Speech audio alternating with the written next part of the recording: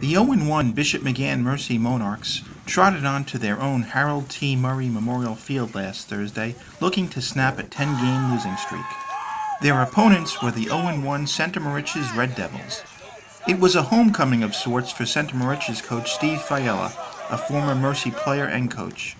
After recovering a game-opening onside kick, Center Moriches built an early 20-0 lead.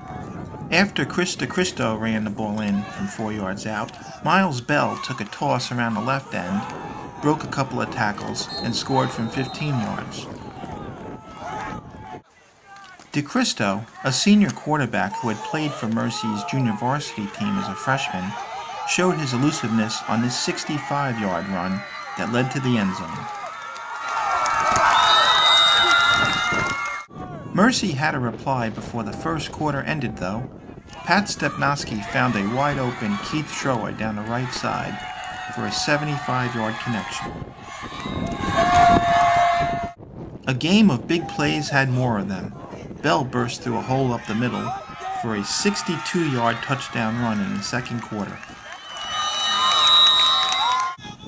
3 more touchdowns were scored in the final 75 seconds of the first half.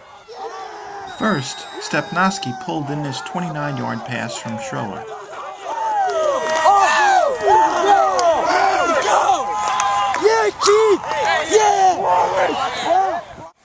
But Mercy paid the price when it left Bell wide open on the next play from scrimmage. DeCristo hit him for a 72-yard scoring connection.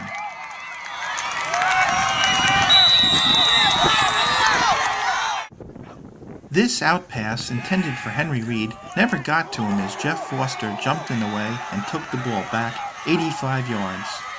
Mercy coach Joe Reed couldn't bear to look.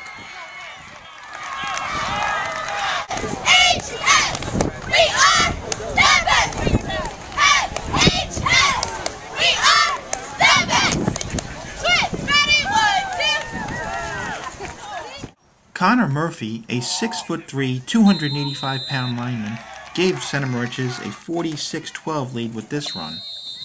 Then DeCristo capped his scoring with this 2-yard keeper up the middle. It was his career-high 3rd touchdown run of the game. Bell also finished with 3 touchdowns as Center Moriches recorded a 52-12 victory.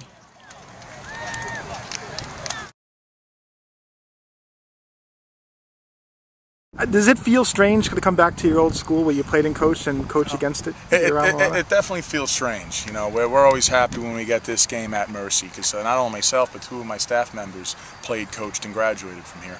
You know, so we're happy to get this as one of our away games to come back. There were a number of penalties, and I think a handful of unsportsmanlike. Is that a sign? I don't know. Is there any kind of bad feelings among these teams, or is that just the heat of the moment stuff? Do you think? Well, I am embarrassed. And I told the refs and apologized to the refs about the number. I mean, even though it was both ways, you know, the number unsportsmanlike, is totally unacceptable. And I told the team when I met with them, I should be more excited, but that killed my buzz. Well, our whole team is the offensive line. We lost a lot of skill guys last year, so we're pretty much getting carried by our offensive line. They did, as they showed it, they did a very good job today. It's a win, but we keep moving forward, so yeah, we're not going to harp on it, and we keep moving forward. There's victory and a good effort, all right, and I thought we had a great effort. I was extremely proud of the kids in the first half. The second half, we were emotionless and flat, and I think I don't like that side of these kids. And they're really good kids. They're great kids, but they got to be football players sometime. And when you're being a football player, you got to be more intense. The 3rd and 4th quarter was horrible, played by us. I don't really know what. You can't even point. You don't even know what to attribute it to. If it's just fatigue or just you just don't know what it is. We just weren't fired up the second half. Well, football's more mental than physical. You have to get nuts, crazed, and just hit. That's really. How much is this game going to help your team, confidence-wise? Well, that remains to be seen. I'd like to believe that it's going to lead to a lot of confidence and. But we get a dose of reality. We get Babylon next week, and I think they're one of the best programs on Long Island. And it'll be a test for where we're at as a program.